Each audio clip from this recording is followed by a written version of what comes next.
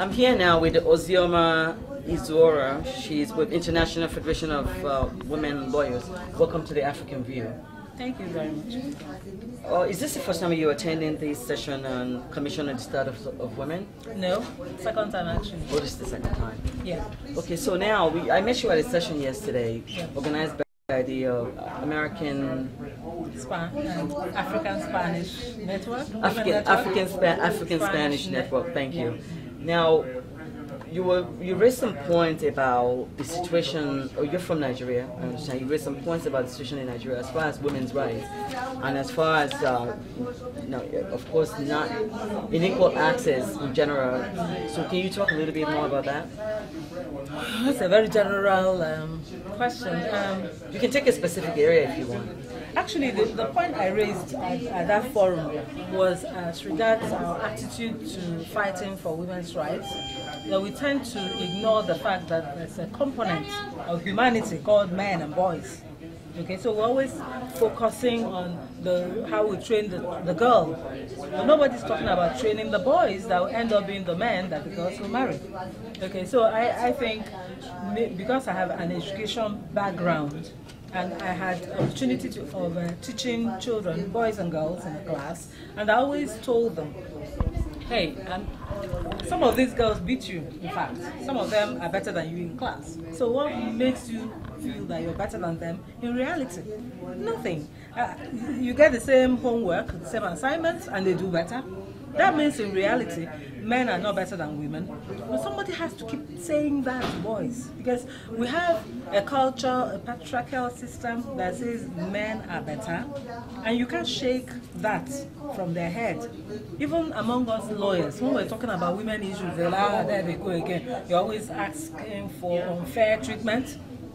As in they think we expect the standards to be lowered. But we're not really about lowering standards. We're asking for access. We know that where we are now, because of years and years and years of oppression, women need to be leveraged a little bit. That's why we're asking for affirmative action. And it's not about giving unfair advantage, which is why somebody says a female candidate came out and no female voted for her. And I say it's not automatic.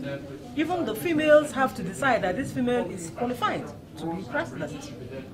And I cannot blame anybody who doesn't vote for a female who comes out and does nothing, because we don't want presidents who don't do nothing, who come out and just, affirmative action doesn't mean you're a woman, you just get handed power. You still have to prepare yourself to be able to manage power, otherwise you'll have same and same and same, We want to get out the corrupt leaders who are mostly men. We have to prepare women who are strong enough, good enough to take over from them and be the models that we need. Thank you. And I was just that's actually a good segue, because yesterday you also raised a point about why fighting for these issues on women's rights and equal access and so on, there is a need to make sure that some of these are enacted into law.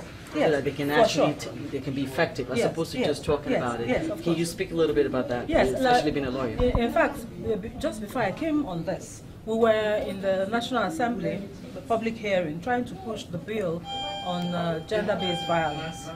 The National Assembly made sure that the wording was changed to violence against persons prohibition bill instead of against women. Okay, if that's all we have to do to get in, no problem. Now, in fact, internationally, it's accepted. Why was that changed, though? Why? You see, men are grumbling, as I said, that everything is all pro-women. Nobody's talking about the men. What about men who are battered by their wives? Okay, so let's humor them. And then, in fact, now it's on record that even men can be raped. Yes, sure. And it is happening. So indeed, we're not against men. So might as well provide for their own safety. But let them pass the bill already, because this parliament is going to leave in April.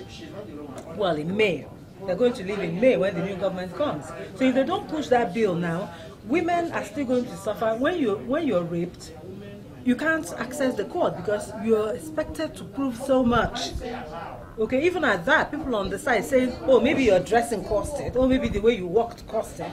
These are immaterial. If somebody rapes somebody, the person should be given very stiff penalty as a deterrent against others who might want to do that. So now we're considering penetration is not just of the vagina, it's mouth, anus, wherever else. And it's with stick, with any part of the body, with any object. So all of the things that have come out in recent times, crimes develop too. There's so many ramifications of things now. Rape can even happen by remote control or whatever, if you understand what I mean. So, really, in order to make this really, again, all these issues that continues to, divide women from men as far as equal rights, or gender rights, or gender equality, if you will, as we just said, they have to be passed into law. And I believe that some people share these views that there's got to be enough women in governance in order to push for this kind of bill to become law. So what needs to be done to actually encourage that, to encourage more women to participate? That's what G100. I also belong to a group of 100 women that, it was actually inaugurated by the Minister for Women Affairs to fight for this 35% affirmative action that has been promised us, but which is not documented. We're now asking, we have what you call the Federal Character Commission. That in itself is affirmative action. Why not enlarge it and call it Equal Opportunity Commission? Okay, so that you can have the percentage for women entrenched in it. You can have education, this education variation thing for disadvantaged states and all that. Not economically, educationally disadvantaged states. It's always been there, quota system. Put all of them in there. Let everybody get a platform to rise above where they are now. So by all means, let's get men to work with women to achieve parity. It doesn't have to be us women fighting for, as if men came from another world. As I said when I came here in 2009, my husband sponsored me to be here, so he's fighting for women's rights. I like to think like that. So we don't get this aggression, this that blocks the way to progress. Because for the sake of my daughters who are coming, we need to work and put these things in legislations so that when it's not certain, the word of the Constitution or the laws are there to help us along. Let's leave the implementation part. Thank you. And finally, how do you think this is the 55th session on the Commission on the Status of Women? How do you think this can actually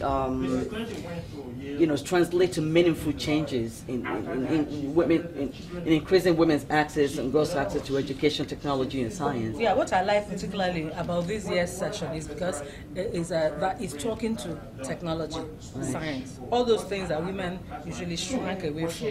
That the culture kind of brought us up to shrink away from. We went to the softer subjects because we had to get ready to be married off. And while the men had all the time in the world to prepare themselves. So it's good that this session is talking to that, so that we don't bring up our children as if some of them were deformed. Hey, you can't go there because you're a woman. You can't go there because you're a boy. Train boys and girls to be able to do whatever they have potential to do. They should be able to cook, clean, and everything together, so that when they're studying, they're not feeling there's a reason why I shouldn't pass science, and while the other person passes it. We had those disadvantages. My father, in those days, he didn't have too much education, but he encouraged me to do the best I could. Okay, but if I said to him, hey, I'm not able to do this, well, he would give up. Okay, so it's up to us now who've gone through that to tell our children, hey, you really can if you try. And that will produce better women, better men, and hopefully there will be some kind of understanding, and we'll get beyond here. See the presentation that lady made from Egypt, the lady from Egypt, how she started in her 3rd year as a medical student, and she set up her own company. I wouldn't have thought like that, but it's a very good thing to learn. But what I really would like to, and this would be the final question, I wanted to find out specifically the UN is working on this particular initiative on science, technology, and educational training. The UN, of course, is working, from what we understand, with NGOs throughout Africa, not just Africa and the world, to implement this initiative. Can you take us through very briefly, how does that really translate to meaningful change? Is there, do they give, I mean, I would think that they give money to NGOs in different countries in Africa. Is that the case or not? That's why they're called NGOs. They are non-governmental. And Right. UN in itself is kind of soft government. Can only suggest things. It's a forum to bring you together. So where does the funding come from for this Exactly. initiative? You see, when we come together like this, that's why networking is important. Like the Spanish, the African Spanish network thing, they're interested in pushing boundaries on certain issues that women have. And they're looking to identify groups, NGOs that are working similarly. So they'll put their strengths on the table and make each other stronger. Okay, so the UN creates the forum. They don't give you anything. They sponsor yourself to this place. They won't even feed you. So you do it because you have interest of furthering a cause. Okay, so you hope that when you die, Well, how did they help then? How did they help? I was they under bring the you impression- together. No, Okay, they don't give you money. They bring you together. Then they have what you call it, apparatus that supports certain interests. And then when they vote it and it's in their what you call it, if it's in their budget, they might be able to provide enablement. Call it like that. Don't just say funding. It's not as if we all race down here, we're handed money, we run back with it. No. But if they believe in something and they're working in different nations, they have agencies everywhere. So they monitor what you're doing and you raise proposals and they might be able to help you here and there, you know. They are also limited. In So wait, but funding and all are that. there donor agencies around the world and in the US that All help of them NGOs? come to this place. Okay. The donor agencies are here, the NGOs are here, all the interest groups. It's a melting point of interest. Yeah. So if you manage to make good contacts, you can further your interest. Like I was asking them on the prostitution thing, we in FIDA Abuja, we wanted to deal with the women standing in the street and we're scared because if you go anywhere near them, they will insult the living life out of you. Okay, so we're asking now, okay, since you're fighting it in Europe, and you have shelters and all that, what can you do for us and with us so that if they do come back to Nigeria, there's a cushion for them not to go back. Okay, so we can have all that going on. Well, thank you so much. Thank you, It's such a Bookie. pleasure speaking with you, Thank you. Ozioma. Yeah. And I'm sure I will be in contact and talk to you some more. Enjoy the rest of your stay in New York. Thank you. Thank you so much.